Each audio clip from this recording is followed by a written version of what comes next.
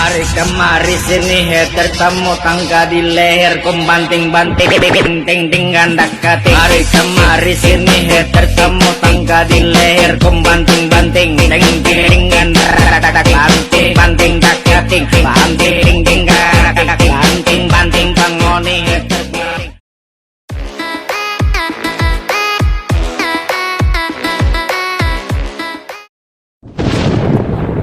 wabarakatuh. Perkenalkan, nama saya Suerna dengan NIM 191011201416 dengan kelas 04 Sake 020. Menurut pernyataan standar akuntansi keuangan nomor 1, suatu liabilitas diklasifikasikan sebagai liabilitas jangka pendek jika 1. Entitas memperkirakan akan menyelesaikan liabilitas tersebut dalam siklus operasi normal.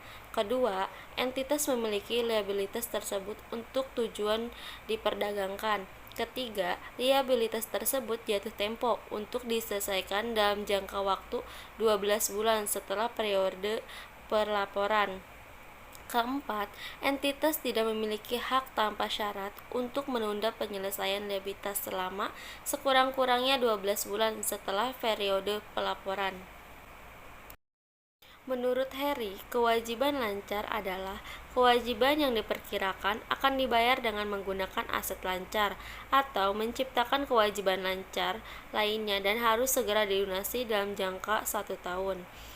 Lalu, liabilitas jangka pendek adalah liabilitas perusahaan atau debitur kepada pihak ketiga atau kreditur yang jatuh tempo atau harus dilunasi dalam jangka waktu kurang atau sama dengan 1 tahun atau dalam satu siklus operasi normal perusahaan, biasanya dengan menggunakan aset perusahaan lancar. Beberapa contoh liabilitas jangka pendek yaitu utang usaha, pinjaman dari bank, utang pajak, voucher febel, biaya yang masih harus dibayar, pendapatan yang diterima di muka, uang muka penjualan, uang pemegang saham, utang dividen, utang leasing, utang bunga, dan utang perusahaan afiliasi. Tujuan pemeriksaan liabilitas jangka pendek. 1. Terdapat internal kontrol yang baik atas liabilitas jangka pendek. Kedua, liabilitas jangka pendek yang tercantum di laporan posisi keuangan didukung oleh bukti-bukti yang lengkap dan berasal dari transaksi yang betul-betul terjadi. Ketiga, semua liabilitas jangka pendek perusahaan sudah tercatat per tanggal laporan posisi keuangan. Keempat, accrued expense jumlahnya reasonable, masuk akal atau wajar, atau tidak dalam arti tidak terlalu besar dan tidak terlalu kecil, karena kalau jumlahnya terlalu besar berarti laba akan dilaporkan terlalu kecil, dan kalau terlalu kecil berarti laba akan dilaporkan terlalu besar. 5. Kewajiban sewa, jika ada, sudah dicatat sesuai dengan standar akuntansi keuangan sewa. Standar akuntansi keuangan nomor 30 revisi 2011 tentang sewa. Keenam, seandainya ada liabilitas jangka pendek dalam mata uang asing per tanggal laporan posisi keuangan sudah dikonversikan ke dalam rupiah dengan menggunakan kurs tengah Bank Indonesia per tanggal laporan posisi keuangan dan selisih kurs yang sudah terjadi sudah dibebankan atau dikonversikan pada laba rugi tahun berjalan. Ketujuh, biaya bunga dan bunga yang terutang dari liabilitas jangka pendek telah dicatat per tanggal laporan posisi keuangan. 8. Biaya bunga liabilitas jangka pendek yang tercatat pada tanggal laporan posisi keuangan betul telah terjadi, dihitung secara akurat dan merupakan beban perusahaan. Dia akan menjelaskan tentang tujuan pemeriksaan liabilitas jangka pendek. Yang nomor 9 yaitu semua persyaratan dalam perjanjian kredit telah diikuti oleh perusahaan sehingga tidak terjadi bank default. Yang 10, penyajian liabilitas jangka pendek di dalam laporan posisi keuangan atau neraca dan catatan atas laporan keuangan sesuai dengan standar akuntansi keuangan di Indonesia yaitu ETAP-SAK-IFRS. Hal yang perlu diperhatikan dalam melakukan audit.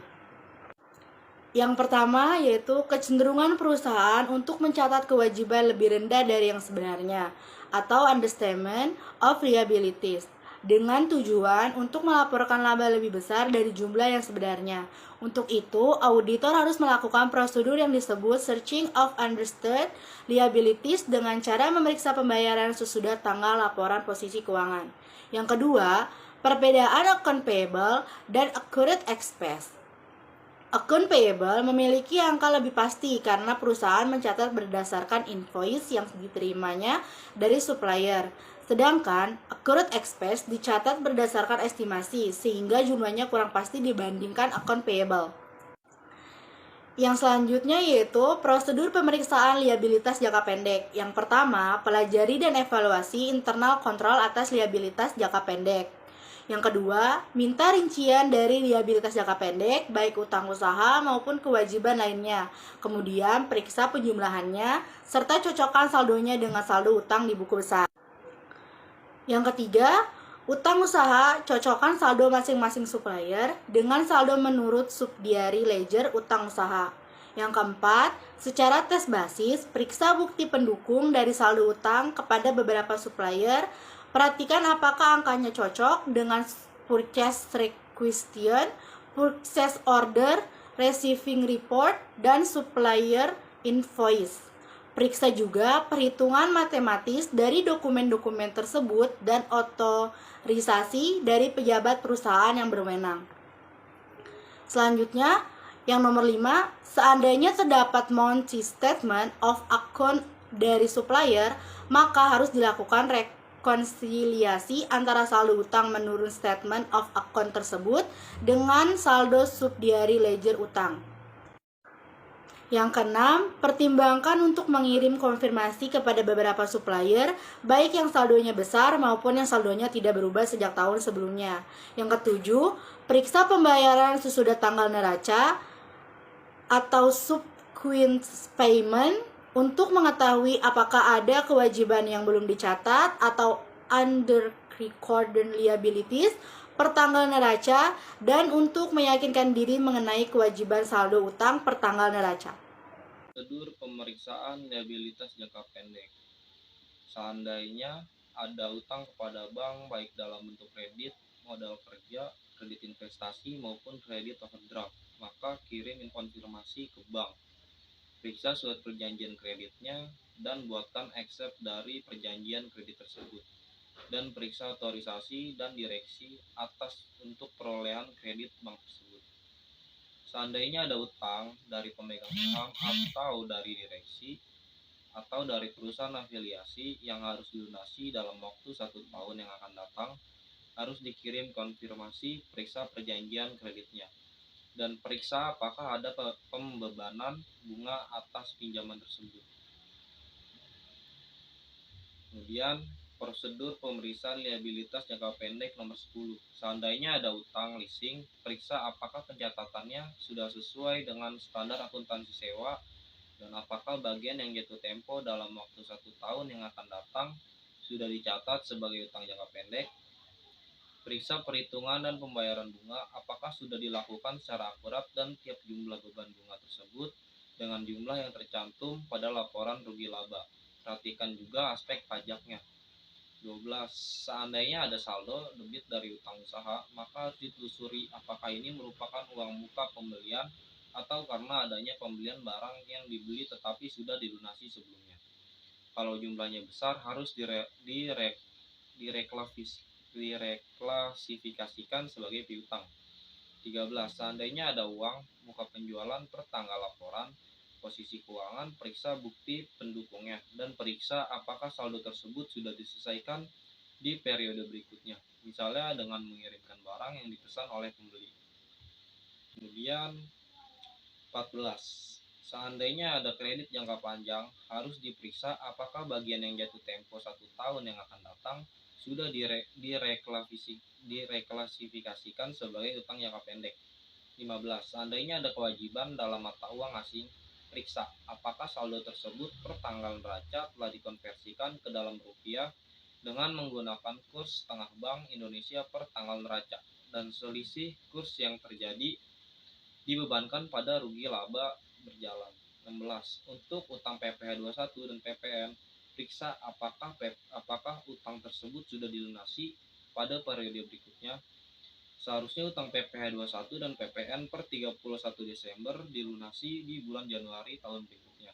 Sedangkan untuk PPh badan harus diperiksa apakah pada waktu mengisi dan memasukkan SPT PPh badan perusahaan telah membayar PPh 29.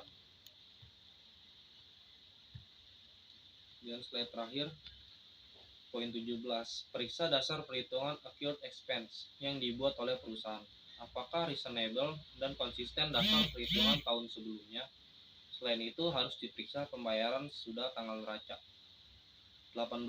Periksa notulen pendapat direksi, pemegang saham dan perjanjian-perjanjian yang dibuat perusahaan dengan pihak ketiga untuk mengetahui apakah semua kewajiban yang tercantum dalam notulen dan perjanjian tersebut sudah dicatat per tanggal neraca. 20. Periksa apakah penyajian utang jangka pendek di laporan posisi keuangan dan catatan atas laporan keuangan sesuai dengan prinsip akuntansi yang berlaku umum dalam kurung SAK. Poin terakhir 19, kirim konfirmasi kepada penasihat hukum perusahaan. Sekian dari kelompok kami, apabila ada kekurangan mohon dimaafkan.